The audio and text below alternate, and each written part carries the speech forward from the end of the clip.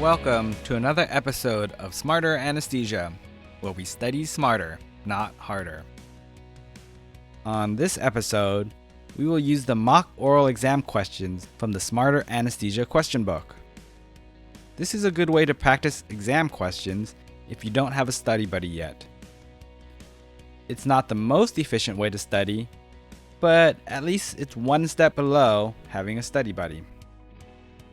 Before starting these short STEM type questions, review the episode labeled Maximizing the QBOOK Question. It's only 9 minutes long, and it's one of the highest yield things you can do for yourself. Study the right way from the beginning so you don't waste any precious time moving forward. Time is money.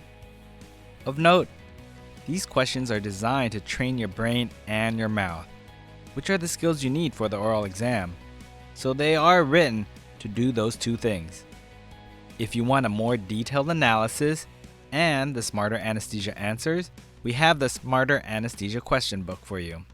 It's the fastest way to study.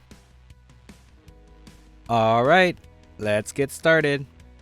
For this exam, the examiner will read you the question and you'll have about 5 minutes to brainstorm. Don't forget to start your timer.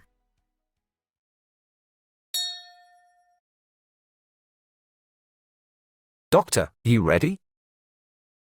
You have a 68-year-old 60 kilogram, 5'4" woman. She is scheduled for upper forearm AV fistula. Her past medical history is significant for CHF, hypertension, hyperlipidemia, and end-stage renal disease. She is on dialysis Monday, Wednesday, and Friday. Her last dialysis was yesterday. Her last TTE showed an EF of 35 to 40% with a PA systolic pressure of 45. This morning the potassium was 6.1. Begin your brainstorm for the next 5 minutes. Doctor, you ready? Let's make sure we have the same patient. Do you have a 68-year-old patient scheduled for an upper forearm AV fistula? Would you like a drink of water before we start? Let's begin. What are your pre-op concerns? How will you manage the hyperkalemia? Will you require dialysis before proceeding with the case? Nephrology will dialyze the patient now. Will you allow the case to proceed after dialysis? What are your concerns?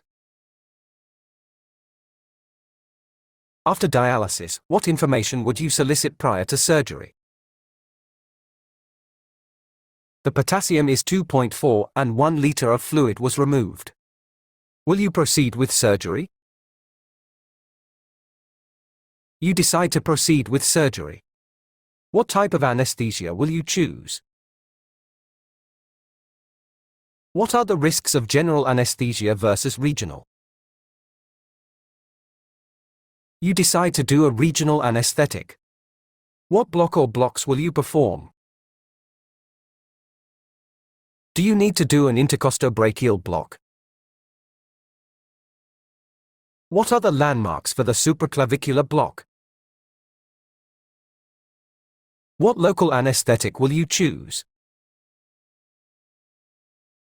Will you add an adjunct to the local anesthetic? How will you check for intravascular injection? You finish the block and leave the patient to set up your room. When you return, the patient is unconscious and not responding to commands. What will you do? O2 saturation is 82%, blood pressure is 146/85, heart rate is 72. What is your differential? What will you do? Will you require any diagnostic tests? You begin to bag mask the patient for 5 minutes. Oxygen saturations improve to 99%, but the patient continues to be unconscious. Will you intubate the patient? Will you treat the patient with intralipid? If so, how much? As you are about to begin the intralipid, the patient loses their pulse. What will you do? The patient now has ventricular fibrillation. What will you do? Will you give epinephrine? How much? Will you give vasopressin? Will you give lidocaine to treat ventricular fibrillation? If so, what is the dose? Will you give amiodarone to treat ventricular fibrillation? If so, what is the dose? Will you give calcium channel blockers to treat ventricular fibrillation? Will you give beta blockers to treat ventricular fibrillation? This is the end of your exam. Thank you, doctor, and good luck. Great job! Now that you've finished the questions, now that you've said it out loud to a picture, it's time for you to reflect. Think about what you did. Get feedback on your presentation. And then redo the questions, answering out loud again, without any new knowledge. You need to redo the answers, presenting yourself in a better light. You need to sound confident, competent, and flexible.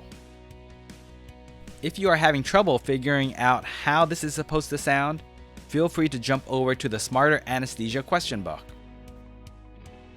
In the SmarterAnesthesia book, we also cover a few more important topics that you won't see here. For example, we break down the typical student answer and look into why an answer was good or not. We call that the harder answer. We also offer a smarter answer, where we rephrase the answer using the knowledge you probably already know, but didn't make the connection yet. Lastly, we highlight a few pearls of wisdom that you need to know, which is the medical knowledge.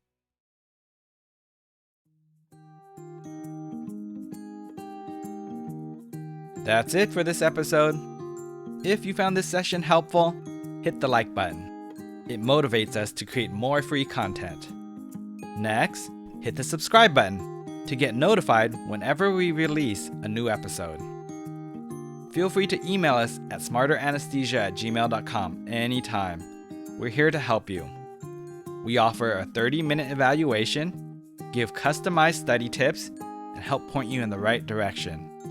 It's all free, just like this podcast. All right, let us know what you think. Continue to email us your suggestions, and we will continue to improve this community. Until next time, study smarter, not harder, from your host of Smarter Anesthesia. Talk to you soon.